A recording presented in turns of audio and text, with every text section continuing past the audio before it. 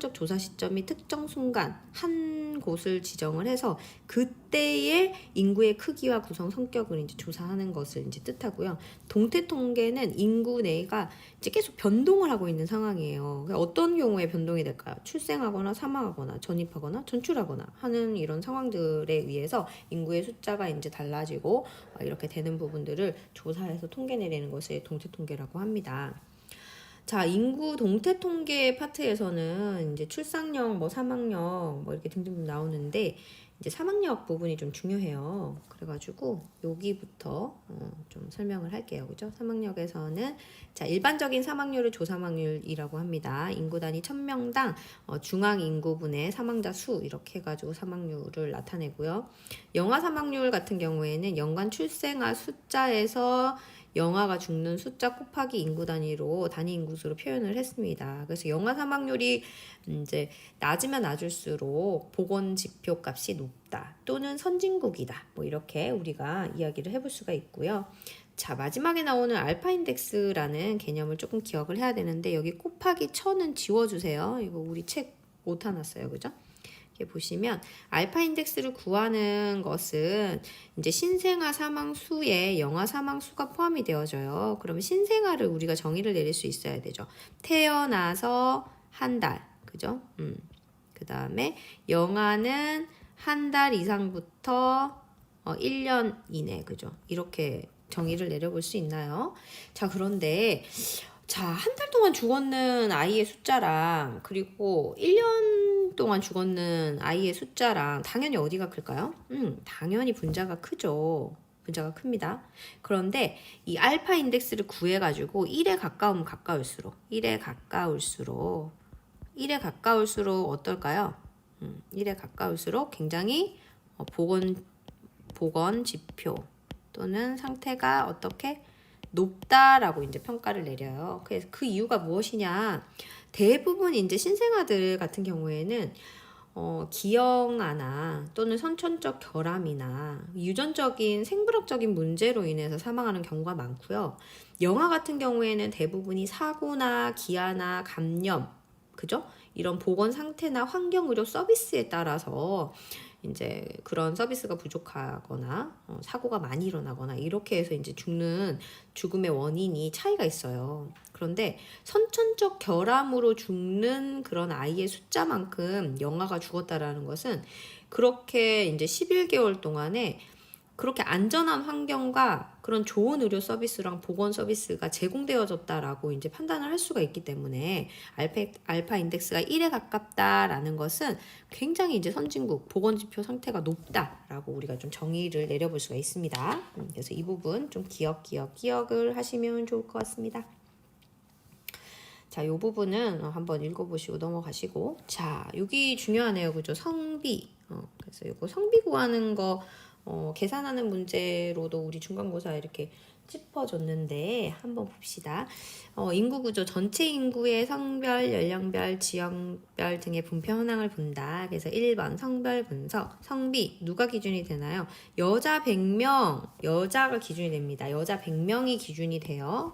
여자 100명당 남자의 숫자다. 그래서 성비를 구할 때는 여자의 수 분의 남자의 수하고 여자 100명의 기준이 됩니다. 그래서 100을 곱해줘요. 그래서 이렇게 나온 값은 뭐라고 읽어야 되죠? 그렇죠. 여기 단위 인구 수가 여자 100이라는 기준이 붙었기 때문에 여자 100명당 남자 몇 명으로 이렇게 읽으면 돼요. 그죠? 그래서 값이 만약에 80으로 나왔다. 그럼 어떻게 돼요? 여자 100명 있을 때 남자 80명 있다. 이렇게 해석을 하시면 되고, 그죠? 그러니까는 그 지역 사회는 어때요? 여자가 더 많죠, 그죠? 여자가 더 많네. 이렇게 성비를 보면서 우리가 알 수 있어요, 그죠? 자, 연령별 분석이라고 해가지고 보시면은 0에서 14세를 유년인구, 15에서 64세 생산인구, 65세 이상을 노년인구라고 한다 이렇게 돼 있는데 유소년 인구가 감소하고 노령 인구가 증가하고 생산 가능 인구가 감소해서 지금 현재 거기다 좀 필기해 놓으세요. 노년 부양비 그리고 노령화 지수가 지금 상승하고 있습니다. 그래서 이 부분을 조금 기억을 하시면 좋을 것 같아요. 자, 이제 인구 구조의 유형을 보도록 하겠습니다. 띠로링.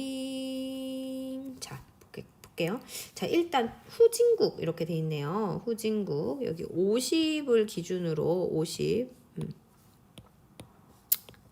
기준으로 좀 봅시다. 자, 후진국형은 여기 봤을 때, 자, 출생률과 사망률, 여기 보면은 많이 태어나고 있고, 여기 많이 죽고 있어요.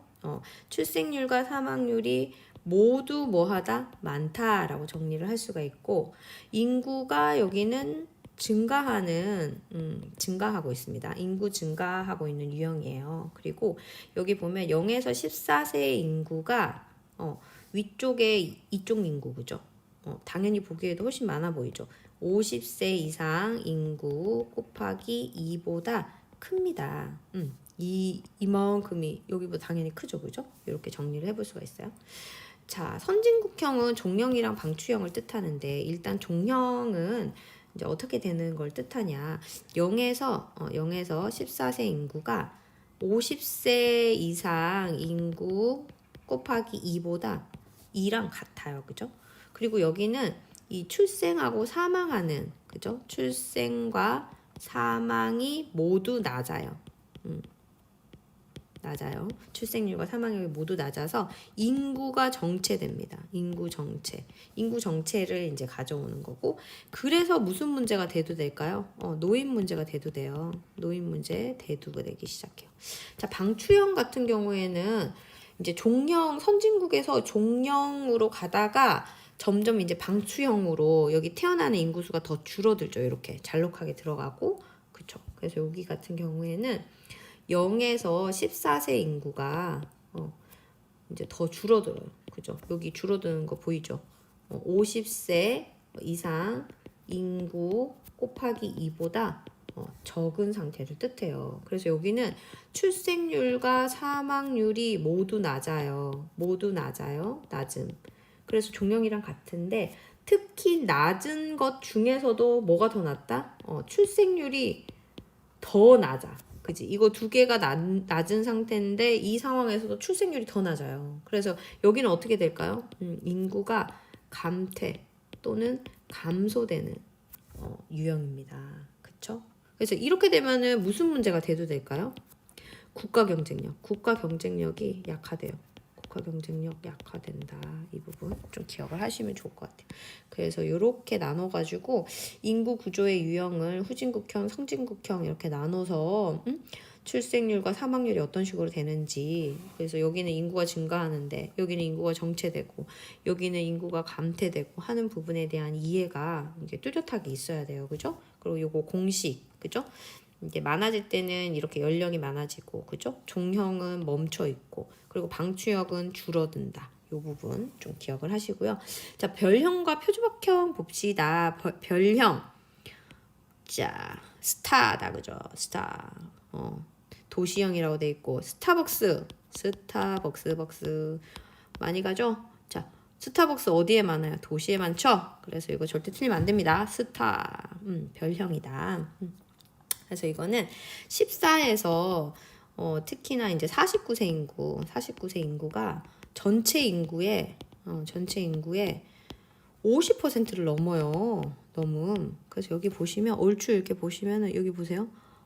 엄청 많죠, 여기가. 그쵸? 여기가 전체 인구의 50%를 넘어요. 그죠? 이 파트가. 그래서 이런 특징을 가지고 있어요. 자, 표주박형이다. 이렇게 우리 호리한 모양에다가 뭐 먹어요? 막걸리 마시잖아요. 그죠? 카 하면서 헐랭.